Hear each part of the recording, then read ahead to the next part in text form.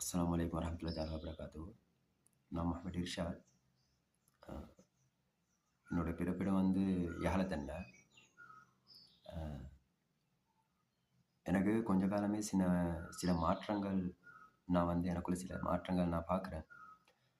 அப்ப திடீர்னு ஒரு நாள் வந்து நான் ஒரு கனவு கண்டேன்.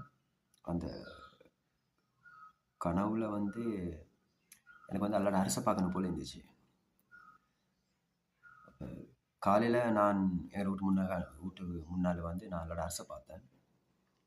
அரச பார்த்ததும் அதில உள்ள சில மாற்றங்கள பார்த்தேன். அந்த மேகங்கள் வந்து அ அந்த காலத்தில இருக்கக்கூடிய நபிமார்களோட உருவத்த காட்டுச்சு அந்த மேகங்கள்ல. அந்த மேகங்கள்ல வந்து உருவத்த காட்டுனதும் என் கல்புல வந்து சில விஷயங்கள் நான் எனக்குள்ள பேசுறத நான் உணர்ந்தேன். அதாவது அந்த மேக அந்த மேகம் வந்து எங்களோட முன்னாள் தூதராகிய மூசா அலைஹிஸ்ஸலாம் அவரோட உருவத்த தான் அந்த மேகம் காட்டுச்சு எனக்கு. அப்ப அதே மாதிரி நெறையா நபிமார்களோட உருவம். அதாவது நான் கண்ல காணாத ஒரு விஷயத்த நான் காணும்போது, அது எங்களுக்குள்ள நாங்க சில விஷயங்கள் உணர ஆரம்பிப்போம். அப்ப அந்த மேகங்கள்ல இந்த உருவங்கள வச்சு பார்க்கும்போது, அது வந்து நபிமார்கள் உருவங்களா தான் இருக்கணும் அப்படின்னு நான் உணர்ந்தேன். அதே மாதிரி அ சுபஹ்க்கு பள்ளி போயிட்டு வரும்போது கூட நட்சத்திரங்கள பார்த்து சலாம் சொல்றது. சந்திரன பார்க்குறது. அந்த சந்திரனோட குரல் எனக்கு கேட்ட மாதிரி நான் சில விஷயங்கள நான் உணர்ந்தேன். எனக்கு முன்னால குரான்லாம் ஓத தெரியாது பெருசா. இப்போ வந்து அல்ஹம்துலில்லாஹ் எனக்கு குரான் ஓதலாம். நல்லா குரான் வந்து எனக்கு வேண்டிய மாதிரி ஓதலாம். அதே மாதிரி அ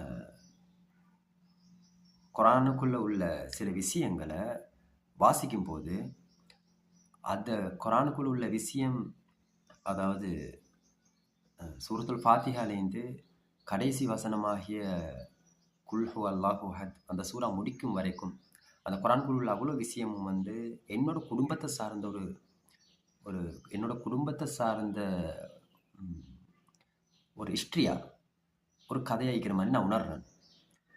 அதே மாதிரி சூரியன வந்து என்னால குறைஞ்சது அசான் அல்லாஹ் அக்பர்ன்னு சொல்லி அசான் கூறக்கூடிய நேரத்துலேருந்து அசான் முடியும் வரைக்கும், அதாவது அசானோட பதில் சொல்ல முடியும் வரைக்கும், அந்த சூரியன வந்து என்னோட கண்களால பார்க்கலாம்.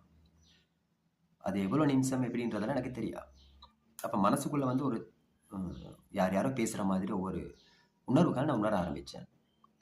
அதேமாரி இந்த விஷயங்கள் எல்லாம் வந்து என்னோட முதல் விஷயம் என்னன்னு சொன்னால், என்னோட அப்பாட பேர் வந்து ஹசன் லெப்பை.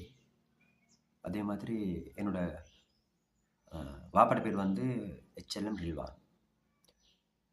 என்னோட பேர் வந்து